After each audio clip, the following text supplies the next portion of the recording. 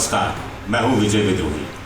तो कांग्रेस के नेता अहमद पटेल ने किसानों पर कांग्रेस के घोषणा पत्र को घोड़ा कहा और बीजेपी या मोदी सरकार जो 3 कानून ला रही है उसकी तुलना गधे से की। लेकिन ये कोई नई चीज नहीं है, ऐसा पहली बार नहीं हुआ है जब नेताओं ने गधे और घोड़े का इस्तेमाल किया हो।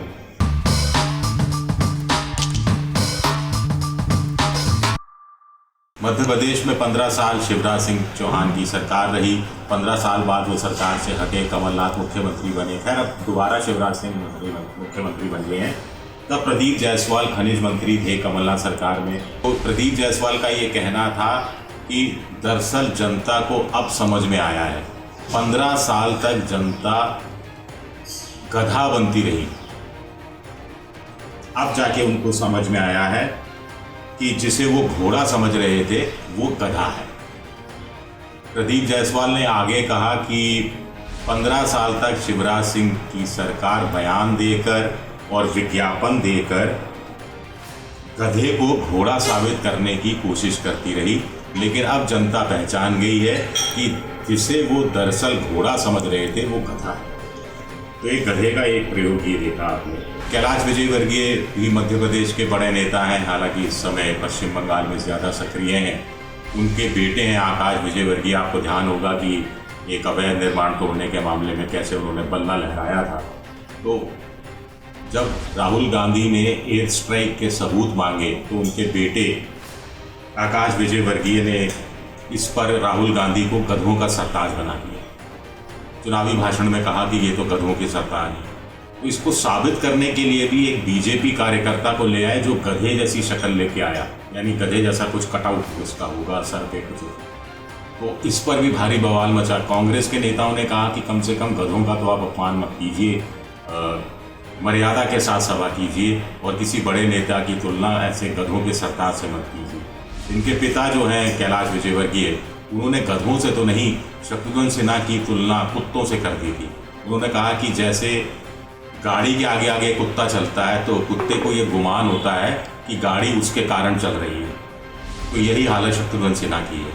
जानवरों को लेकर जो प्रेम है खास तौर से नेताओं का, वो बहुत बड़ा है। आपको ध्यान होगा कुछ साल पहले राहुल गांधी ने कहा था विकास हनी बी को लेकर, मधुमक्खी और मधुमक्खियों का छत्ता और प्रगति, इसको लेकर कुछ उन्होंने एक दार्शनिक बात कही थी।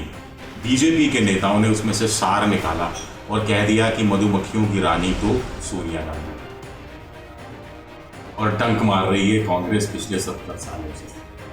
खैर, गुजरात के एक नेता हैं गणपति वसावा, बीजेपी के हैं, उन्होंने भी राहुल गांधी की तुलना कुत्ते से कर दी थी। उनका ये कहना था चुनावी भाषण के दौरान कि पाकिस्तान, चीन, जहाँ भी रोटी मिलती है वहाँ उनको चले जाना चाहिए।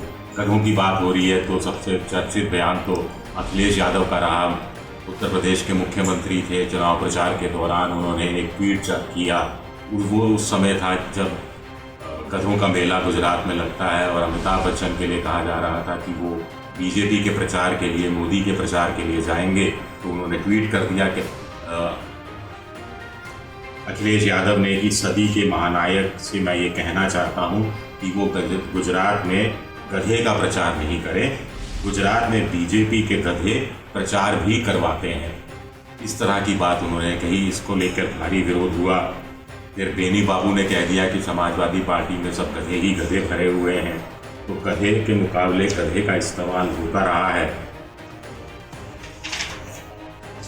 एक और बड़ा इंटरेस्टिंग है इसमें गधों को लेकर ही, राजस्थान की बात करते हैं। 2006 की बात है, वसुंधरा राजे की सरकार थी। नवी की जो सरकारी पाठ्य पुस्तक मंडल की किताब है जिसमें एक व्यंग लेख छपा था और उसमें कहा गया था, उस व्यंग लेख में, कि राजनेताओं और गधों की खाल एक जैसी मोटी होती है। राजनेताओं और गधों की खाल एक जैसी मोटी होती है। कांग्रेस के नेता हरिमोहन शर्मा थे, उन्होंने इसका भारी विरोध किया। वसुंधरा राजे सरकार में शिक्षा मंत्री हुआ करते थे घनश्याम तिवारी ने कहा इस पर तो कोई विवाद है नहीं वैसे, लेकिन आप कहते हो कि नेताओं की खाल की तुलना गधों की खाल से नहीं की जानी चाहिए, तो इस पर हम एक कमेटी बैठा देते हैं। मुझे नहीं मालूम उस कमेटी का बाद में जाकर क्या हुआ। पाकिस्तान में बड़ा दिलचस्प मामला हुआ। इमरान खान के एक उत्साही समर्थक हैं उन्होंने ये वाक्य ट्वीट किया था। दरअसल हुआ ये था कि नवाज शरीफ पाकिस्तान लौटने वाले थे और इमरान खान ने कह दिया कि एयरपोर्ट पे उनको जो लेने जाएगा वो गधा ही होगा, यानी नवाज शरीफ के समर्थकों को इमरान खान ने गधा करार दिया था। इस पर इमरान खान के समर्थक इतने अति उत्साही हो गए कि उन्होंने एक गधे को पीट डाला और इतना पीटा कि पीट पीट के अधमरा कर दिया। उसकी पोस्ट सोशल मीडिया पर डाल दी जिसमें लिख दिया कि ये नवाज हैं, शेम ऑन हिम। तो कुल मिलाकर गधे और घोड़े की बात यहाँ बहुत होती रही है। कुछ लोग सोशल मीडिया पर यह भी कहते रहे हैं कि नेताओं को गधों का अपमान नहीं करना चाहिए। गधे जितने मेहनती होते हैं उतनी मेहनत अगर नेता करने लग जाए तो देश कहाँ का कहाँ चला जाए। अमेरिका की बात करें तो वहाँ डेमोक्रेटिक पार्टी का सिंबल भी गधा है और गधे की बेवकूफ़ियों को लेकर थोड़ा व्यंग में, थोड़ा मजाक के रूप में वो लेते हैं। रिपब्लिकन पार्टी का सिंबल इसी तरह हाथी है। लेकिन हिंदुस्तान में जब चुनाव आता है तब जानवरों की महत्ता मुझे लगता है बढ़ जाती है। तुलना की जो शक्ति है, तुलनात्मक शक्ति नेताओं की, वो बढ़ जाती है। लेकिन एक समझ में नहीं आता कि नेता दूसरी चीज़ों से कंपेयर क्यों नहीं करते।